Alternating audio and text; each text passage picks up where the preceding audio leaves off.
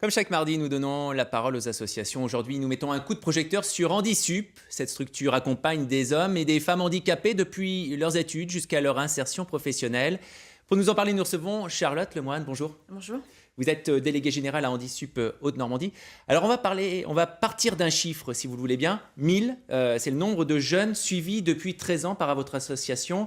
Des jeunes étudiants, des jeunes dans la vie active. Expliquez-nous un petit peu qui vous suivez précisément. En fait, parmi les 1000, la plupart sont encore étudiants ou lycéens. Donc, c'est tous les lycéens et les étudiants de Haute-Normandie.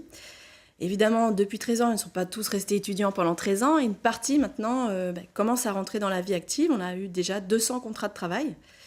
Et donc, Alors, ils font quel métier ? Et alors, ils font toutes sortes de métiers. Et heureusement, puisque c'est l'objectif de l'association, c'est de faire en sorte que les jeunes fassent les métiers qu'ils ont choisis par rapport à ce qu'ils aiment faire dans la vie. Donc, on a un avocat, on a un kiné, on a des enseignants, on a des directeurs de labo de chimie, des ingénieurs en informatique, et on a des contrôleurs des impôts. C'est dire, on a un panel assez large. Alors, ingénieurs, enseignants, ça veut dire qu'ils ont un petit handicap, si on peut dire, à la base, ou pas du tout ? Et en fait, non, on suit des jeunes qui ont un handicap assez important, que ce soit des personnes en fauteuil roulant, des personnes non-voyantes, très sourdes, par exemple. Et presque 6 jeunes sur 10 ont un taux d'incapacité de 80%. Ça veut dire qu'ils ne peuvent pas travailler si on ne met pas en place des aménagements spécifiques pour eux. Alors concrètement, ça se passe comment ? C'est-à-dire que lorsqu'ils sont lycéens ou étudiants, ils viennent vous voir, ils viennent voir votre association. C'est eux qui viennent vous voir. Tout à fait, c'est volontaire, nous ne sommes pas un établissement médico-social, c'est vraiment libre.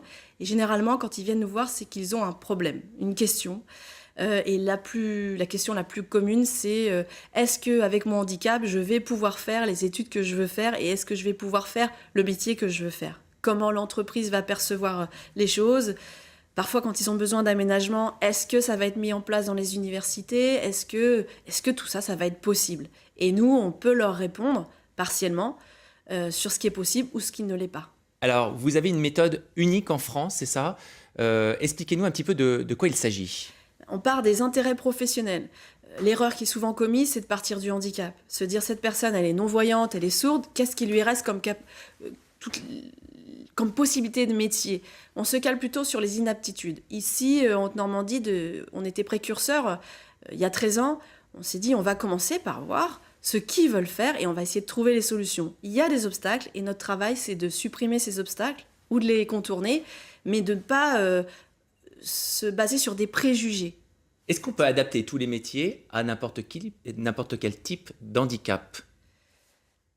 On peut adapter beaucoup de métiers à beaucoup de types de handicap. On ne le fait pas encore assez. Maintenant, à l'impossible, nul n'est tenu. Il y a effectivement des impossibilités. Mais par exemple, il y a 13 ans, on nous disait que les personnes sourdes ne pouvaient pas travailler dans le tertiaire, commerce ou secrétariat, parce qu'ils ne peuvent pas répondre au téléphone, et ne pouvaient pas être dans l'industrie parce qu'ils n'entendent pas les alarmes incendie.